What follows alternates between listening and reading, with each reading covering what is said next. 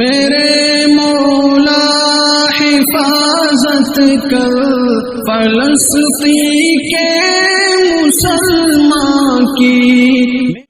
ایک یہودی کے بارے میں آتا ہے کہ ایک یہودی ملک شام گیا۔ ملک شام جا کر اس کا ارادہ یہ تھا بہت سارا مال خریدوں، لا کے مدینے میں بازار لگاؤں۔ ملک شام گیا، ملک شام سے بہت سارا مال خریدا، اور ایک غلام بھی تھا، بڑا کمزور تھا، ضعیف تھا، کالا کلوٹا تھا، کم دام میں فروخت ہو رہا تھا۔ اس یہودی کے دل میں بات آئی، اس غلام کو بھی میں خریدوں، چاہے 2 درہم ہی صحیح، مدینے میں کما سکوں۔ بہت سارا مال خریدا اور اس غلام کو بھی خرید کر مدینے میں آ گیا۔ مدینے میں بازار لگایا، لوگوں نے اس کے سارے مال کو خرید لیا، لیکن اس غلام کو لوگ آتے دیکھتے کوئی خریدنے تیار نہیں۔ کوئی جسم میں طاقت نہیں، کوئی حسن و جمال نہیں، پیٹ کمر سے لگا ہوا ہے، کوئی طاقت نہیں، اس کو لے کر ہم اسے کیا کام لے سکتے ہیں، کیا خدمت اس سے لے سکتے ہیں، یہ تو بڑا مجبور ہے۔ لوگ چلے جاتے۔ اس یہودی کو بڑا غصہ آتا، ارے میں تو تجھے خرید کے میں خود پریشان ہو گیا۔ آخر میں اس نے کہا، میں تیرے پیچھے وقت ضائع کرنا نہیں چاہتا، ایک کام کر، روزانہ صبح سویرے تو یہاں پہ آ جانا اور کھڑے ہو جانا، اگر تجھے کوئی خریدنے آ جائے مجھے آ کر بتا دینا، میں آ کر بیچ دوں۔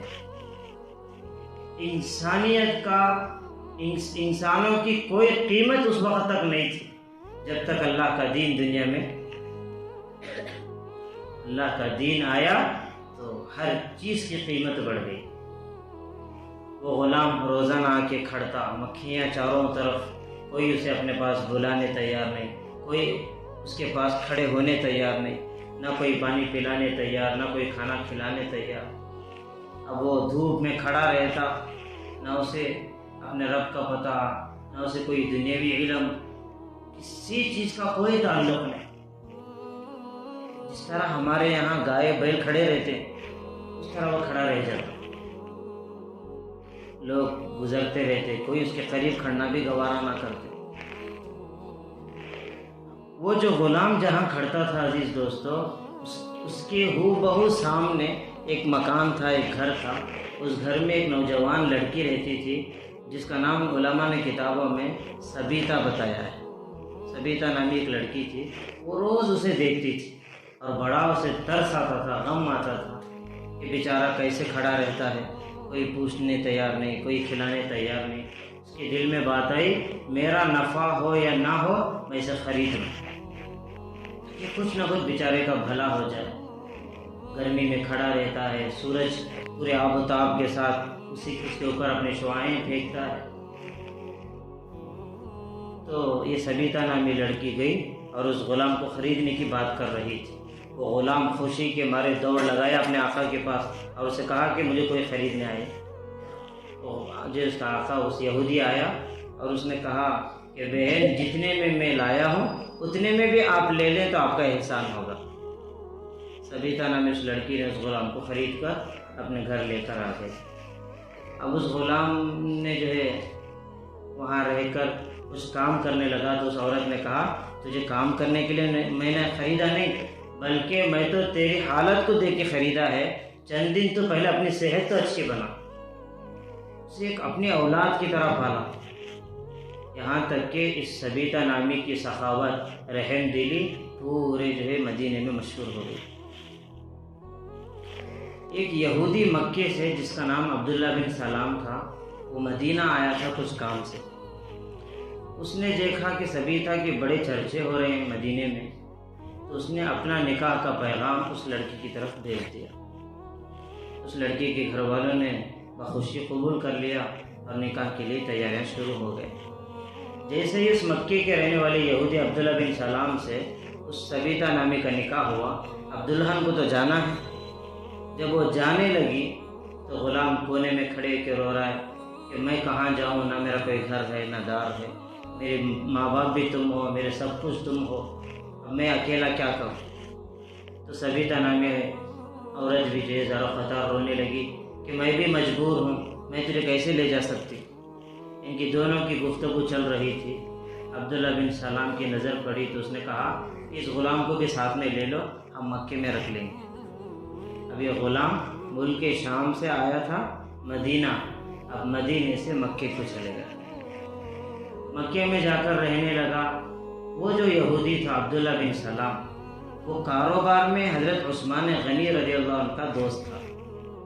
ایک دن حضرت عثمان غنی رضی اللہ عنہ تشریف لائے تو عبداللہ بن سلام نے دیکھا کہ چہرہ بدلا ہوا ہے، انداز بدلا ہوا ہے، تو اس یہودی نے کہا کہ عثمان، میں کیا دیکھ رہا ہوں کہ تم بدلے بدلے نظر آ رہے ہو؟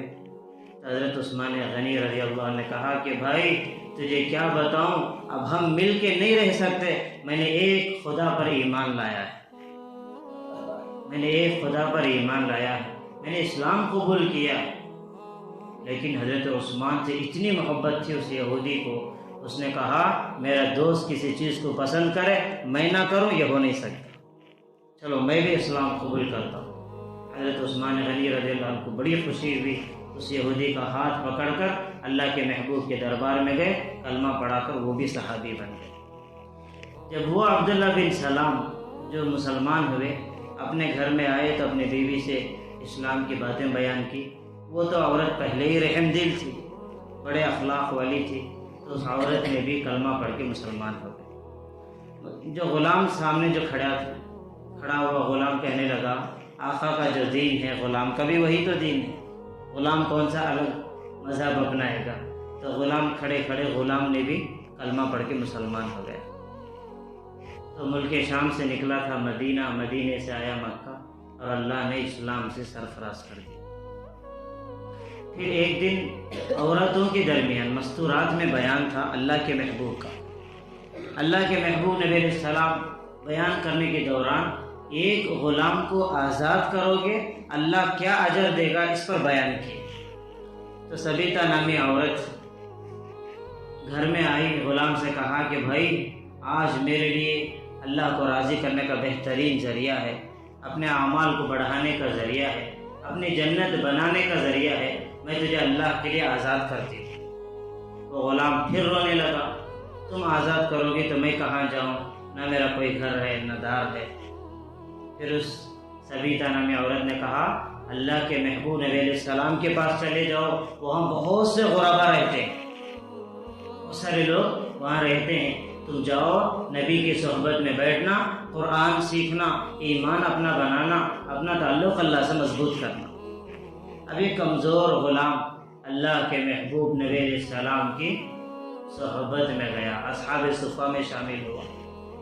قربان جائیں، ایک غلام کوئی اپنے پاس بلانے تیار نہیں، کوئی اپنے آپ کو اس کے پاس کھڑے ہونا پسند نہیں کرتا۔